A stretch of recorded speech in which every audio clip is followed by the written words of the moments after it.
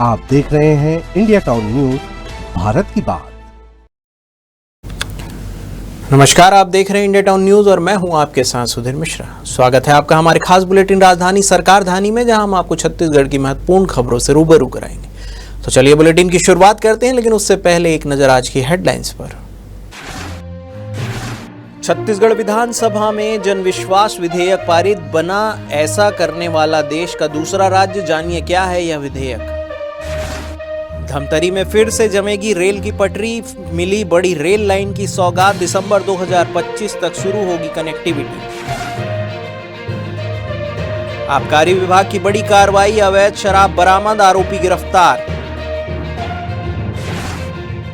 बिजली न्याय में आंदोलन की गूंज, सरसीवा में कांग्रेस की पदयात्रा, प्रदर्शन में गरमाई सियासत। पेंगोलिन के घर में घुसते ही मची खलबली, वन विभाग ने किया सुरक्षित रेस्क्यू। विलुप्तप्राय प्रजाति है पेंगोलिन। अब खबरें विस्तार से। छत्तीसगढ़ विधानसभा में जनविश्वास विधेयक ध्वनि मत से पारित हुआ।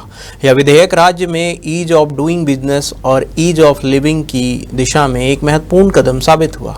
इस ऐतिहासिक विधेयक का उद्देश्य अंग्रेजों के समय से चले आ रहे कई ऐसे कानूनों को संशोधित करना है जो नागरिकों और कारोबारियों द्वारा की गई छोटी मोटी त्रुटियों को भी आपराधिक कृत्य में श्रेणी में शामिल थे। मुख्यमंत्री विष्णुदेव साय ने इस विधेयक को विकसित भारत, विकसित छत्तीसगढ़ की दिशा में एक महत्वपूर्ण कदम बताया है। इस विधेयक का सबसे महत्वपूर्ण पहलू यह है कि यह आम आदमी, नागरिकों और कारोबारियों द्वारा किए गए छोटे मोटे तकनीकी उल्लंघनों को आपराधिक श्रेणी से हटाकर जुर्माने के दायरे में लाता है। इससे अनावश्यक मुकदमेबाजी और अदालतों पर बोझ कम होगा। साथ ही नागरिकों को छोटी गलतियों के लिए आपराधिक मामलों का सामना नहीं करना पड़ेगा।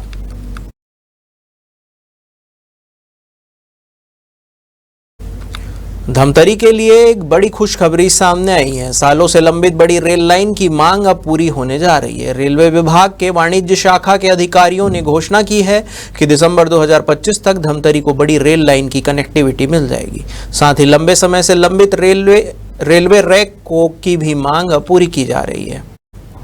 डीसीएम अवधेश कुमार त्रिपाठी के नेतृत्व में रेलवे की टीम ने हाल ही में धमतरी का दौरा किया और जिले के कलेक्टर के साथ बैठक की। इस दौरान अधिकारियों ने बताया कि रेलवे रेक के लिए उपयुक्त स्थान की तलाश की जा रही है और स्थान तय होने के बाद रेक का निर्माण शुरू कर दिया जाएगा।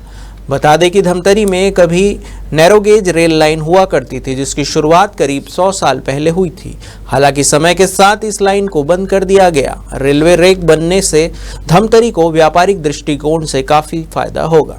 कृषि, उद्योग और व्यापार से जुड़ी वस्तुओं का परिवहन अब अधिक सहज और तेज हो सकेगा, जिससे जिले की आर्थिक प्रगति को बल मिलेगा। देखिए, अभी जो हमारा कार्य की प्रगति है उसको असेस करने के बाद जो हमने टारगेट रखा है वो दिसंबर के आसपास हम इसको कंप्लीट कर लेंगे। जो कनेक्टिविटी है अवनपुर, रायपुर, अवनपुर होते हुए धमतरी तक आने की, वो कंप्लीट हो जाएगी। और चूंकि गुडसेट का जो काम होना है वो भी इसी से अटैच्ड है, इसी के साथ क्लब है, तो उसी समय सीमा के अंतर्गत इस कार्य को भी पूरा कर लिया जाएगा, इस रेक पॉइंट को। और जैसा कि आप जानते ही है कि बहुत क्रिटिकल है धमतरी का रेक पॉइंट। न केवल धमतरी जो कि राइस बॉल है छत्तीसगढ़ का, जो साउथ छत्तीसगढ़ के जो डिस्ट्रिक्ट्स हैं उनकी भी जो प्रोड्यूस है उसको यहाँ पर लाके देश के विभिन्न स्थानों पर भेजा जा सकता है। और साथ ही जो इस एरिया की फर्टिलाइजर की जो रिक्वायरमेंट्स हैं, या सॉल्ट या लेट अस से ऑयल, उसकी जो रेट सभी रायपुर तक ही आती है, वो धमतरी तक पहुंचना शुरू हो जाएगी। मुंगेली जिले में अवैध शराब के खिलाफ आबकारी विभाग की कार्रवाई लगातार जारी है। इस कड़ी में 18 जुलाई को ग्राम बोधापारा मुख्य मार्ग पर आबकारी विभाग ने एक युवक के वाहन की तलाशी लेकर अवैध शराब बरामद की और आरोपी को गिरफ्तार कर न्यायिक रिमांड पर भेज दिया गया। इस कार्रवाई का नेतृत्व आबकारी उप निरीक्षक ने किया, जिससे ये जानकारी मुखबिर के माध्यम से प्राप्त हुई थी। आरोपी सुरेश सिंह राजपूत के वाहन की तलाशी लेने पर अवैध शराब की बड़ी खेप बरामद हुई। आपको बता दें कि जिला कलेक्टर के निर्देश और जिला आबकारी अधिकारी के मार्गदर्शन में अवैध शराब बिक्री के खिलाफ अभियान चलाया जा रहा है। विभाग ने यह स्पष्ट किया है कि आगे भी ऐसी कार्रवाइयां निरंतर जारी रहेगी।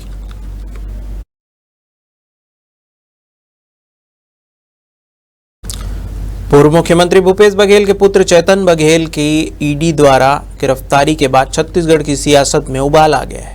प्रदेश भर में कांग्रेस कार्यकर्ता सड़कों पर उतरकर केंद्र सरकार और जांच एजेंसियों के खिलाफ विरोध धरना प्रदर्शन कर रहे हैं। इसी कड़ी में सरसीवा के सरायपाली चौक पर जिला कांग्रेस कमेटी के नेतृत्व में ईडी का पुतला दहन किया गया। कांग्रेस कार्यकर्ताओं ने इस मौके पर भाजपा और ईडी के खिलाफ जमकर नारेबाजी की। उन्होंने आरोप लगाया है कि जब भी कांग्रेस पार्टी भाजपा की नाकामियों को उजागर करती है, तब केंद्र सरकार जांच एजेंसियों का दुरुपयोग कर विपक्ष को दबाने का प्रयास करती है। कार्यकर्ताओं ने यह भी आरोप लगाए हैं कि भाजपा ने जानबूझकर पूर्व मुख्यमंत्री भूपेश बघेल और उनके परिवार को निशाना बनाया। उनका कहना है कि भूपेश बघेल के जन्मदिन पर ईडी की दबिश और चैतन्य बघेल के जन्मदिन पर गिरफ्तारी यह साबित करती है कि भाजपा सिर्फ बदले की राजनीति कर रही है और अपनी विफलताओं को छुपाने के लिए जांच एजेंसियों का सहारा ले रही है। देखिए, जब भी भारतीय जनता पार्टी सदन में विपक्ष में जब घिर जाती है, हमारे नेता आदरणीय भूपेश बघेल जी विधानसभा में प्रश्न लगाया कि भारतीय जनता पार्टी कैसे छत्तीसगढ़ का दोहन कर रही है। यहाँ की जंगल, हसदो जंगल हो, चाहे हमारे तमनार की जंगल हो, पूरे छत्तीसगढ़ में चाहे बस्तर की जंगल हो, जंगलों की कटाई कर रहे हैं और छत्तीसगढ़ में आदिवासी समाज की यहाँ नेस्तनाबूद करने में लगी हुई है और अडानी को छत्तीसगढ़ के जल, जंगल, खनिज, कोयला सब सौंपने जा रही है। इसलिए हमारे नेता आदरणीय भूपेश बघेल जी, हमारे नेता आदरणीय चरणदास महंत जी और हमारे नेता आदरणीय दीपक बैद जी तमाम सड़क से लेकर सदन तक भारतीय जनता पार्टी को घेरने में लगे हैं। और जब घिर जाती है छत्तीसगढ़ में 32,000 का जग खरीदी जा रही है, 50,000 का टीवी खरीद रही है, छत्तीसगढ़ का दोहन कर रही है, शोषण कर रही है। और जब फंस जाती है पूरी तरह से तो ईडी को आगे करके हमारे नेताओं को जेल भेजने का काम करते हैं। इसलिए आज ईडी के विरोध में हमारे कांग्रेस के नेतागण, हमारे जिला अध्यक्ष, ब्लॉक अध्यक्ष, महिला कांग्रेस, एनुसियाई और युवा कांग्रेस और हमारे किसान कांग्रेस और अनुसूचित जाति प्रकोष्ठ के नेतागण, तमाम नेतागण आज बिलाईगढ़ के और हमारे सारंगगढ़ के नेता, यहाँ घनश्याम मनहर, तमाम नेता यहाँ उपस्थित है।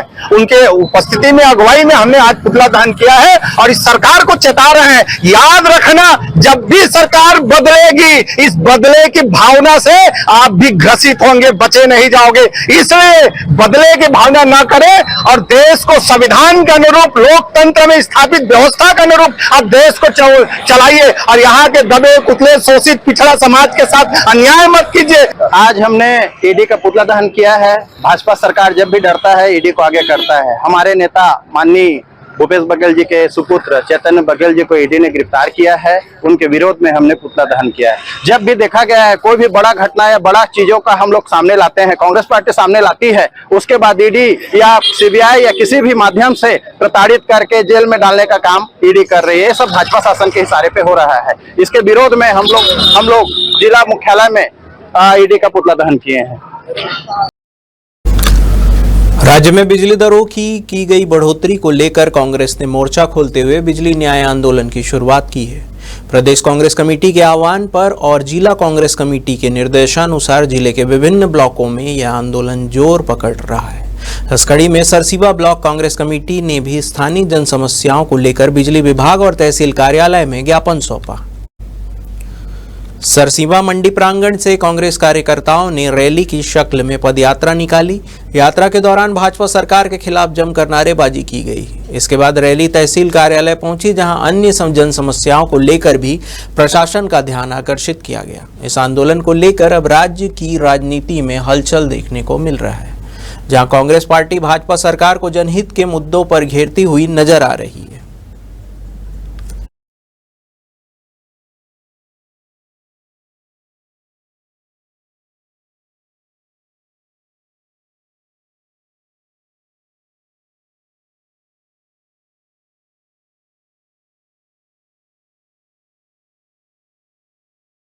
आज हम लोग युक्तिकरण हो कि सड़क हो कि शिक्षा क्षेत्र हो कि बिजली हो, इन सब विभिन्न समस्याओं को लेकर के माननीय कलेक्टर के नाम में तहसील कार्यालय में सरसों ब्लॉक कांग्रेस कमेटी के नेतृत्व में आज हम लोग ज्ञापन सौंपे हैं।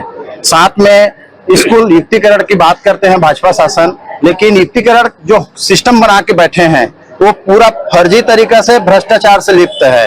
दूसरा है किसानों के लिए खाद बीज उपलब्ध कराना। आज मैं कल सरिया में 300 बोरा डीएपी जो नकली माल पकड़े गए हैं, उनके विरोध में मैं कल एसडीएम साहब को भी ज्ञापन सौंप के आया हूं और अगर उसमें भी कार्रवाई नहीं होता है तो हम लोग कांग्रेस पार्टी उग्र आंदोलन करेंगे। आज जो है छत्तीसगढ़ में भाजपा शासन द्वारा पूरे छत्तीसगढ़ में युक्तिकरण स्कूल को बंद किया जा रहा है और वो नारा दे रहा है बेटी पढ़ाओ बेटी बचाओ करके, लेकिन हर जगह स्कूल बंद करके उन बेटियों को शिक्षा से दूर किया जा रहा है, तो उनका कथनी करनी में अंतर है। और जो है आज जो क्षेत्र में पूरा किसान परेशान है, खाद बीज नहीं मिल रहा है, इसलिए हम उसको ज्ञापन देने आए, खाद बीज जल्दी से जल्दी उपलब्ध कराए। और बिजली बिल को इतना वृद्धि कर दिया गया है, घरेलू बिजली दर में 20 पैसा, घरेलू में 25 पैसा, और किसान पंप में 50 पैसा प्रति यूनिट वृद्धि किया गया है, उसको जल्द से जल्द वापस लिया जाए। आज सरसिया तहसील कार्यालय में हमारे सम्मानित ब्लॉक अध्यक्ष और जिला अध्यक्ष जी की अगुवाई में, संयुक्त अगुवाई में हमने पूरे कांग्रेस जनों की उपस्थिति में ज्ञापन सौंपी है। ये जीनाइन मांग है, ज्वलंत मुद्दा है, क्योंकि सरकार पूरे छत्तीसगढ़ में 10,000 से अधिक स्कूल बंद कर दी है और ये सरसिया नगर पंचायत है। और सरसिया नगर पंचायत की मैं बात करूं, यहाँ आज एक प्राइमरी स्कूल बचा है। एक प्राइमरी स्कूल तो भाजपा के कार्यकर्ता की कचरा फेंकने के लिए, उसकी गाड़ी की पार्किंग करने के लिए, और गरीब के बच्चे पढ़े, सतनामी समाज के, साहू समाज के, यादव समाज के, छत्तीसगढ़िया समाज के बच्चा पढ़े, उस स्कूल को कचरा फेंकने के लिए, कार पार्किंग करने के लिए बंद कर दी, जबकि उस स्कूल की दर संख्या 29 थी और शासन के मापदंड में 30 अनुपात में 2 शिक्षक होनी थी। वो स्कूल किसी भी शर्त में बंद नहीं होनी थी।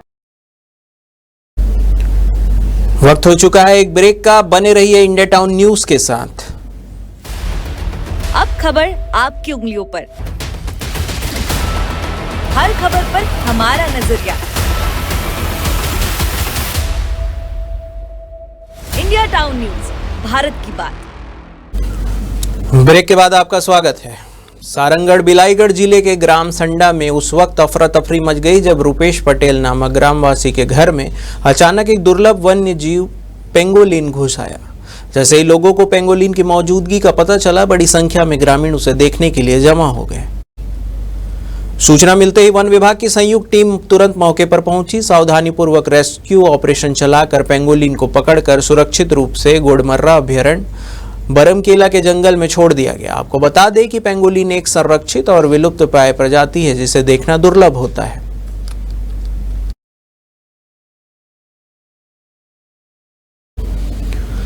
सतनामी समाज के लोगों ने मुंगेली के जिला मुख्यालय पहुंचकर कलेक्टर को ज्ञापन सौंपा। ज्ञापन के माध्यम से उन्होंने बेमेतरा जिले के नवागढ़ में समाज के गुरु खुशवंत साहिब पर हुए हमले की उच्च स्तरीय जांच की मांग की।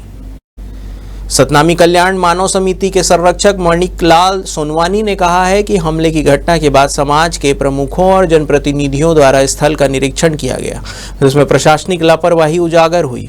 उन्होंने कहा कि अगर दोषियों पर सख्त कार्रवाई नहीं की गई तो सतनामी समाज उग्र आंदोलन करने के लिए बाध्य होगा। मैं तो सबसे पहले न्यूज चैनल वाले साथियों को बहुत बहुत धन्यवाद ज्ञापित करता हूं कि यह मामला है कि जिला बेमेतरा नवागढ़ परिक्षेत्र की मामला है। युवराज गुरु खुशवंत साहिब जी जो आरंग का भी विधायक है और अनुसूचित जाति प्राधिकरण का उपाध्यक्ष है, अखिल भारतीय सतनाम सेना का हमारे छत्तीसगढ़ प्रदेश का प्रदेश अध्यक्ष भी है। और अब उसके ऊपर किसी अज्ञात व्यक्ति ने और दुराचारी ने बाबा जी के ऊपर पत्थरबाजी की है, जिससे पूरे सतनामी समाज आहत हुए हैं। धर्मगुरु राजागुरु बालदास बाबा जी जिला बेमेतरा स्थल जांच करने के लिए गए थे। उसके समक्ष समस्त जैसे ही जानकारी मिले पूरे छत्तीसगढ़ के जितने भी राज महंत है, ब्लॉक महंत, सेक्टर महंत, जिला महंत, सतनाम सेना का विभिन्न संगठन के समस्त पदाधिकारी वहां उपस्थित हुए थे इस स्थल का माना। और हम आशा चाहते हैं, शासन प्रशासन से आशा चाहते हैं कि बाबा जी को जेड सुरक्षा व्यवस्था कराए और प्रशासनिक व्यवस्था उनको पूर्ण तरीके से मिले ताकि उनका सुरक्षा व्यवस्था हो। 12 जुलाई को नवागढ़ में सतनामी समाज का सामाजिक कार्यक्रम था, जिसमें हमारे धर्मगुरु राजा गुरु बालदास साहब के सुपुत्र युवराज गुरु सम्मानीय गुरु खुशवंत साहब जो आरंग के विधायक हैं, उन्हें कार्यक्रम के चीफ गेस्ट थे।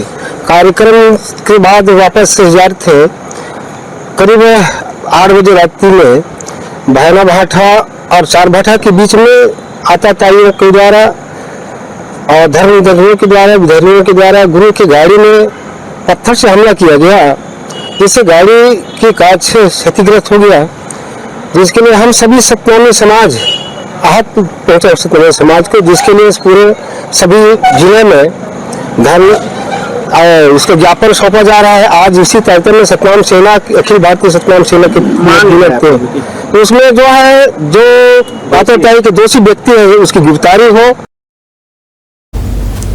महासमुंद विधानसभा क्षेत्र में इन दिनों राजनीतिक माहौल गर्म है। क्षेत्र के युवा विधायक योगेश्वर राजू सिन्हा की कथित गुमशुदगी को लेकर ग्रामीण इलाकों में नाराजगी खुलकर सामने आने लगी है। तुमगांव, पटेवा और सिरपुर जैसे क्षेत्रों की दीवारों पर गुमशुदा पोस्टर लगाए गए हैं, जिनमें विधायक की खोज निकालने वाले को उचित इनाम देने की बात कही गई है। इन पोस्टरों में विधायक का चित्र भी मौजूद है और अपीलकर्ता के रूप में तुमगांव, सिरपुर क्षेत्र के किसान, बेरोजगार और महिलाएं लिखा गया है। पोस्टरों में यह आरोप लगाया गया है कि विधायक से संपर्क साधने की तमाम कोशिशें नाकाम रही है और लोग उन्हें ढूंढते हुए गांव-गांव भटक रहे हैं। ग्रामीणों का कहना है कि क्षेत्र में कृषि संकट, बेरोजगारी, महिला सुरक्षा और विकास योजनाओं की अनदेखी जैसी समस्याएं विकराल रूप ले चुकी है। इन मुद्दों पर जनप्रतिनिधि तक अपनी बात पहुंचाने की कोशिश विफल हो रही है। यह घटनाक्रम केवल कुछ पोस्टरों तक सीमित नहीं है, बल्कि जनता के भीतर गहराते असंतोष और जनप्रतिनिधियों के प्रति घटते विश्वास का संकेत है। इस तरह की घटनाएं लोकतांत्रिक प्रणाली के लिए चेतावनी स्वरूप है। जनता अब सिर्फ चुनावी वक्त पर नेताओं के दर्शन नहीं चाहती, बल्कि निरंतर संवाद, जवाबदेही और जमीनी कार्रवाई की अपेक्षा कर रही है। 31 तारीख से मेरा तबीयत खराब है। 31 तारीख से मैं बेड रेस्ट में था, लेकिन मैं क्षेत्र के जो भी, चाहे वो जनप्रतिनिधि हो, आम जनता हो या अन्य कोई भी हो, उनके साथ मैं मिला हूँ। वो लोग मेरे घर में आए हैं। सभी को मालूम है कि मैं 31 तारीख को गिर गया था, तो मेरा L5 और L8 में थोड़ा सा प्रॉब्लम आया था। स्पाइनल में हड्डी, रीढ़ की हड्डी में लगा था तो, और निरंतर मैं सभी जनताओं के साथ मिलते रहा हूँ निवास स्थल में। अभी कुछ दिन पहले मैं महासमुंद क्षेत्र के सभी डॉक्टरों, ग्रामीण जो सेवा देते हैं वो डॉक्टरों से मिला हूँ।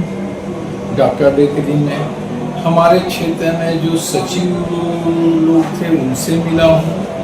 उसके बाद जो भी जनप्रतिनिधि से प्रॉपर मैं मिलते जा रहा हूँ, और कौन इस टाइप का भ्रम फैला रहा है और कैसे ये पोस्टर वायरल कर रहा है, इसके बारे में तो मेरे को नहीं मालूम। गरियाबंद के जिला मुख्यालय के गांधी चौक में बीते 24 घंटों से 80 वर्षीय बुजुर्ग अहमद बेग अपने परिवार के साथ भूख हड़ताल पर बैठे हैं।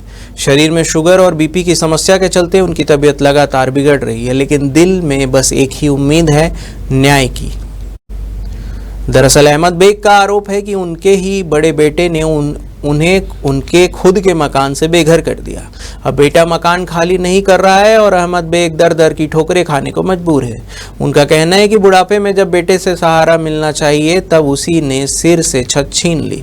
सिर पर छत छीन जाने के बाद मजबूर होकर वे जिला प्रशासन के पास अपनी फरियाद लेकर पहुंचे, लेकिन कई विभागों के चक्कर लगाने के बाद भी जब कोई जन सुनवाई नहीं हुई तो उन्होंने गांधी चौक में भूख हड़ताल शुरू कर दी। पूरे मामले में प्रशासन की ओर से अब तक कोई ठोस कदम नहीं उठाया गया है। अहमद बेग की हालत को देखते हुए सामाजिक संगठनों ने भी प्रशासन से जल्द कार्रवाई की मांग की है। मेरे चक्कर आता है, कमजोरी महसूस हो रहा है, बेचैनी लग रहा है। शुगर पेशेंट हूँ मैं, ब्लड प्रेशर ये होता है, एकदम बेचैनी महसूस कर रहा हूँ, चक्कर महसूस। अभी तक कुछ भी न्याय नहीं मिला है। मैं इसीलिए अभी 24 घंटा हो गया मैं यहाँ पे धरना भूख हड़ताल में बैठा हूँ। मेरी मांग है, मेरी ज़मीन, मेरे मकान में मुझे ये किया जाए, उनको बेदखल कर उनके ऊपर FIR दर्ज कराया जाए। हाँ, मेरी बेटी बैठी है, वो मेरे छोटे बेटा और बहू बैठी है, उन लोग साथ में आ गए। मेरी बेटी आई मेरे लिए। बिलासपुर में इन दिनों एक वीडियो तेजी से वायरल हो रहा है, जिसमें कुछ रसूखदार और प्रभावशाली लड़कों ने बिलासपुर रायपुर नेशनल हाईवे पर कार बीच सड़क में अड़ाकर जाम कर दिया था और इनका रील बनाकर 2 दिन पहले इंस्टाग्राम में भी अपलोड किया। बताया जा रहा है कि भाजपा नेता के करीबी और कांग्रेस नेता रहे विनय शर्मा के बेटे वेदांत शर्मा ने 2 नई लग्जरी और महंगी कार खरीदी। इस दौरान वह अपने दोस्तों के साथ टोयोटा शोरूम गया था, जहां उसने अलग अलग पोज में वीडियो बनवाया। जानकारी के अनुसार नई कार खरीदने के बाद रात में वेदांश अपने दोस्तों के साथ बिलासपुर रायपुर नेशनल हाईवे घूमने गया। इस दौरान उसने 2 नई कार और दोस्तों की कार के बीच सड़क में खड़े कर पार्किंग की लाइट में फोटो शूट कराया। फोटो शूट कराने स्टूडियो से कैमरामैन और ड्रोन भी मंगाया गया था। नेशनल हाईवे जाम करने पर वहां बड़ी गाड़ियों की कतार लग गई, लेकिन किसी ने उन्हें कारें हटाकर रास्ता देने की बात कहने की हिम्मत नहीं जुटाई। नई कार खरीदने का जश्न और अपना टशन दिखाने के लिए यह सब किया गया था, जिसका रील बनाकर वीडियो को वेदांश ने अपनी आईडी से सोशल मीडिया में शेयर किया था। लेकिन जब सोशल मीडिया में यह वीडियो वायरल हुआ तब आईडी ही डिलीट कर दिया गया। सोशल मीडिया पर पुलिस को भी जमकर ट्रोल किया गया। कमेंट में लिखा जा रहा था कि पुलिस के नियम कायदे केवल सामान्य वर्ग के लिए है, रसूखदार और प्रभावशाली को खुली छूट है। वहीं वीडियो वायरल होने के बाद भी पुलिस अनजान बनी हुई है।